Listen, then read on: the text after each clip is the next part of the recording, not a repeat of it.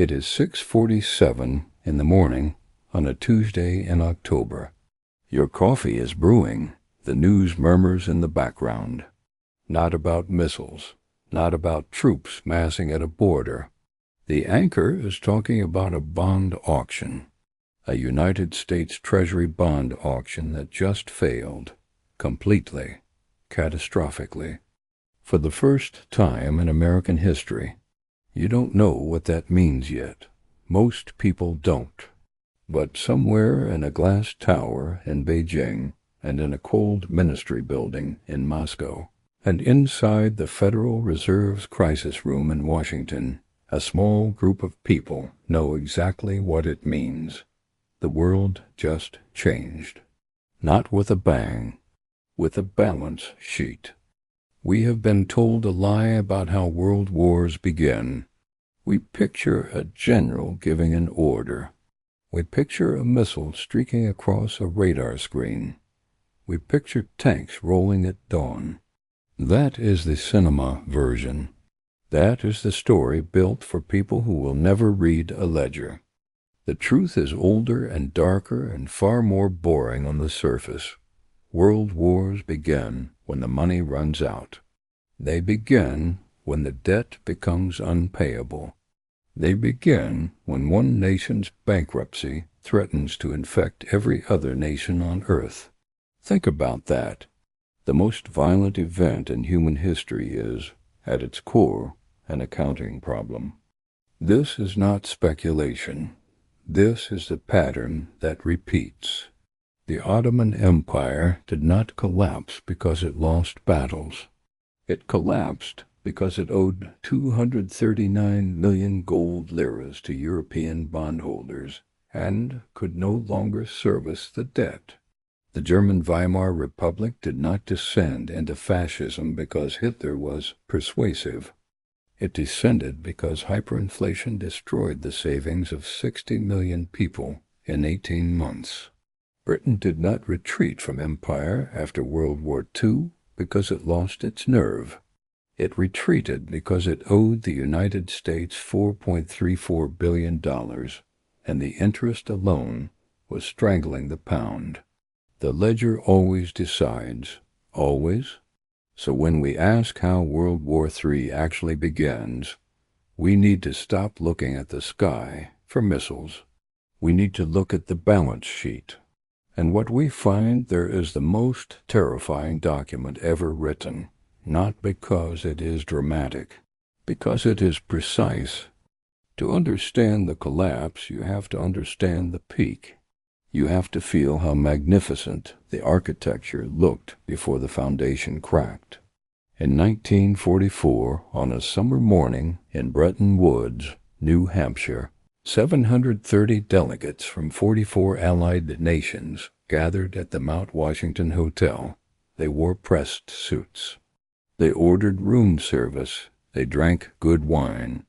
And in that hotel they quietly redesigned the entire global financial system around a single currency, the United States dollar.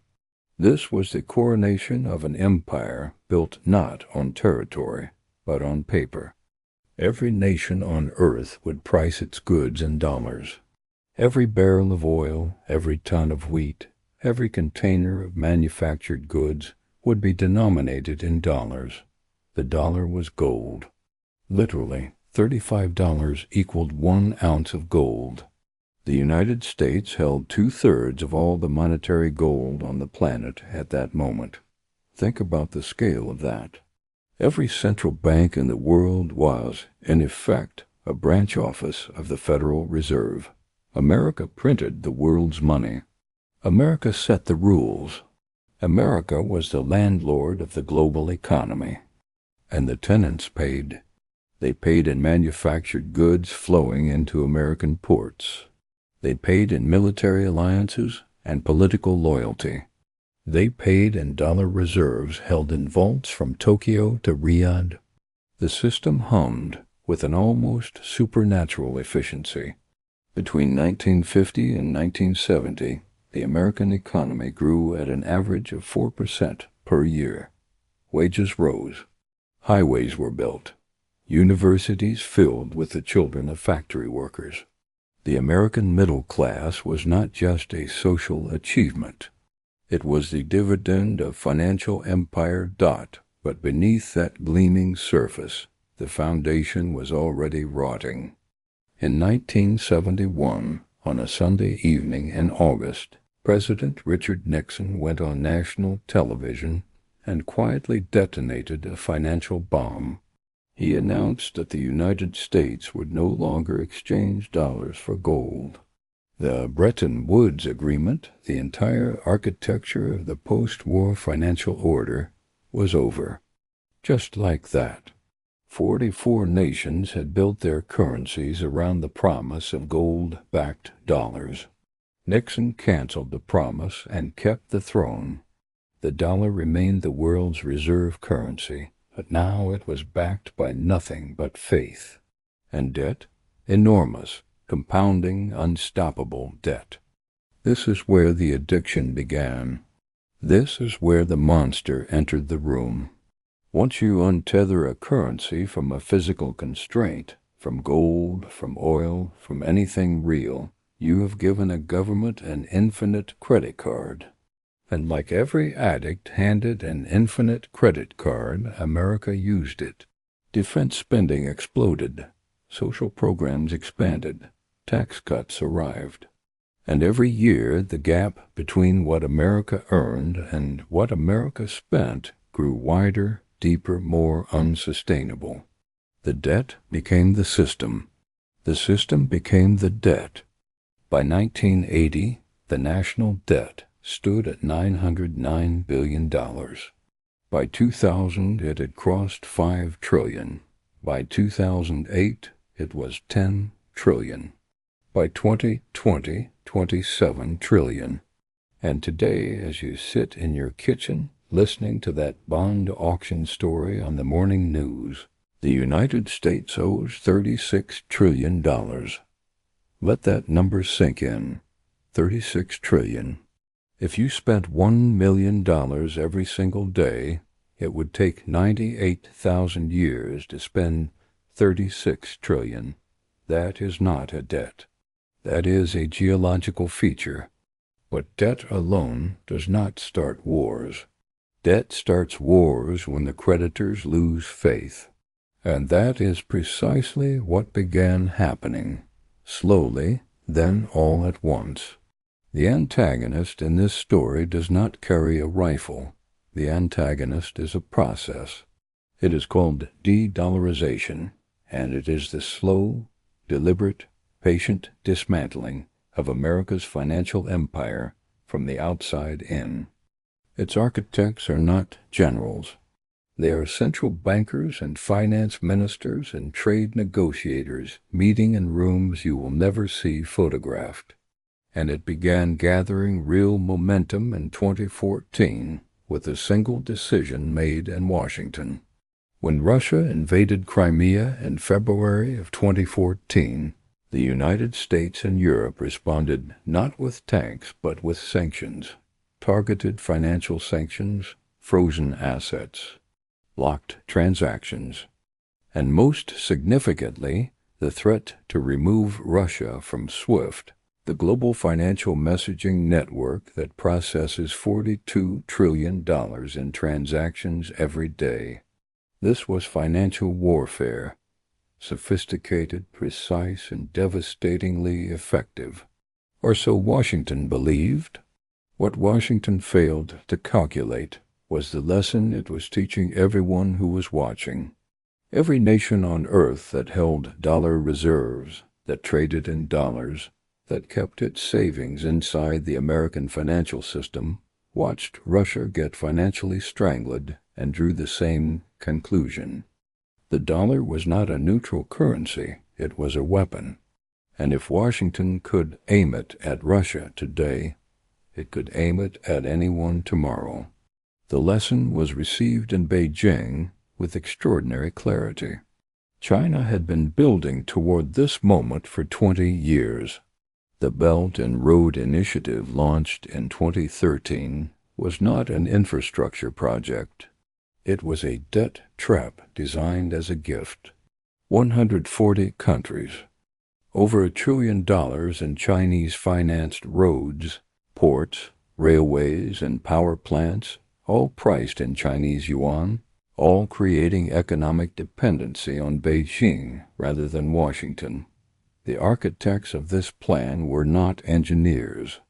They were accountants. China was buying leverage, one railroad at a time. By 2023, Saudi Arabia announced it would accept yuan for oil. Think about what that means.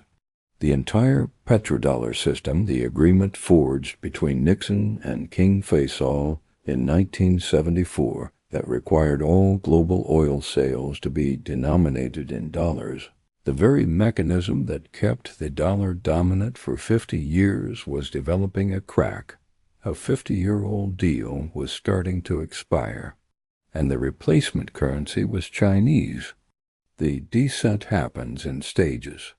That is what makes it so difficult to see in real time. Each stage looks almost survivable. Each quarter's report looks almost manageable.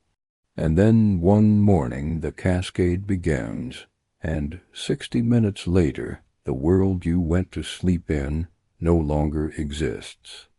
The first tremor came in March of 2023 when Silicon Valley Bank collapsed in 48 hours. $420 billion in assets gone over a weekend. The Federal Reserve intervened. The crisis was contained. But the world noticed something. American banks were holding long-term Treasury bonds on their books, and those bonds had lost 20% of their value as interest rates climbed. The entire American banking sector was sitting on $700 billion in unrealized losses. $700 billion. The gold was already gone. It just had not been announced yet. The second tremor came when the Federal Reserve raised interest rates to 5.25% to fight inflation. 40-year highs. At 5% interest on $36 trillion of national debt, the United States government was paying $1.8 trillion per year just in interest. Just interest? That is more than the entire military budget. That is more than Medicare. That is more than Social Security. The United States government was spending more money servicing its debt than it spent keeping its citizens alive or its soldiers armed. The bleeding had become arterial. The third tremor came in the bond market. Foreign holders of U.S. Treasuries, Japan, China, Saudi Arabia, began quietly reducing their holdings. China sold $300 billion in U.S. Treasuries between 2021 and 2024. Japan, the largest single foreign holder, began offloading to defend its own collapsing currency.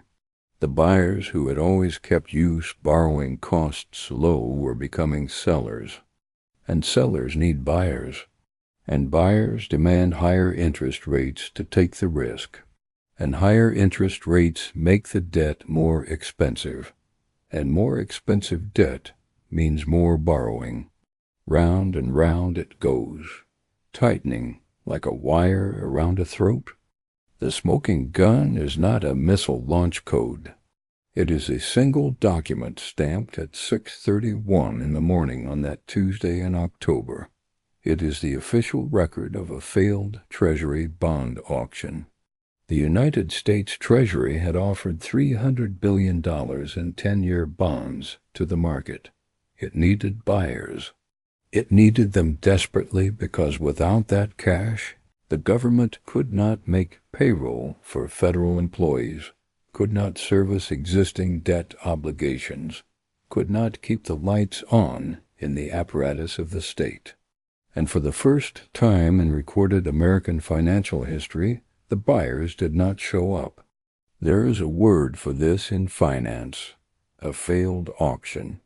In any other country, on any other day, this would be called what it is, insolvency. The United States of America, the issuer of the world's reserve currency, the architect of the post-war financial order, could not sell its own debt. The room where this happened was not dramatic. It was a Bloomberg terminal screen showing a bid-to-cover ratio of 0.74, meaning that for every dollar of bonds offered, only 74 cents of demand existed. The rest was silence. In the emergency phone call that followed between the Treasury Secretary and the Federal Reserve Chairman, the conversation was reportedly 7 minutes long. We do not have the transcript, but we know the conclusion. The Federal Reserve would buy the bonds itself. It would print $300 billion in new money to purchase debt that no one else wanted to buy. The technical term for this is monetization of debt. The honest term for it is bankruptcy dressed in a three-piece suit. It was a foreclosure, not of a house, of an empire. By 9:15 that same morning, currency markets in Tokyo and London had registered the announcement. The dollar dropped 4% against the yen in 11 minutes. Gold hit $4,000 an ounce, not because gold had become more valuable, because the dollar had become less believable. In Moscow, energy contracts denominated in rubles and yuan were suddenly more attractive to buyers across 20 nations. In Beijing, the call came down from the Politburo Standing Committee to accelerate the timeline. The timeline was for what economists had been whispering about for a decade, a new reserve currency system. Not one currency replacing another, but a basket of currencies, commodities, and digital instruments that would allow nations to trade entirely outside the dollar system. The BRICS nations, Brazil, Russia, India, China, and South Africa, had expanded their membership to include Saudi Arabia, the UAE, Iran, Egypt, and Ethiopia. Their combined GDP now represented 36% of global economic output. Their combined oil production represented roughly 45% of global supply. They were large enough to matter. They had been patient enough to wait, and now the moment had come. Sovereignty is solvency. Read that again. Sovereignty is solvency. The nation that controls its own currency controls its own fate. The nation that cannot pay its debts answers to its creditors. And in the 60 minutes that followed that failed bond auction, the United States began paying for 80 years of financial empire with interest, compounded daily, in full. The social consequences arrived before the evening news. By noon on that Tuesday, the stock market had triggered its circuit breakers twice. Trading was halted. The Dow had dropped 2,200 points in 3 hours. Pension funds that held 30 to 40% of their assets in U.S. Treasury bonds were technically insolvent. Quietly, invisibly, but insolvent. The retirement savings of 40 million Americans had just been infected by a disease that had no announced name yet. The hunger came later. The cold came later. The loss of sovereignty came with a signature on a document that most Americans would never read. The geopolitical consequence was immediate and specific. China, holding its largest leverage card, announced it would suspend all rare earth mineral exports to the United States and its allies pending trade stabilization. Rare earth minerals, the 17 elements that make fighter jets, guided missiles, electric vehicles, smartphones, and semiconductors function. China controlled 90% of global processing capacity. Without rare earths, an F-35 fighter jet is a very expensive lawn ornament. Without rare earths, every cutting-edge weapons system in the American arsenal becomes a museum piece within 18 months. This is how World War III actually begins. Not in the sky, in the supply chain, not with a bomb.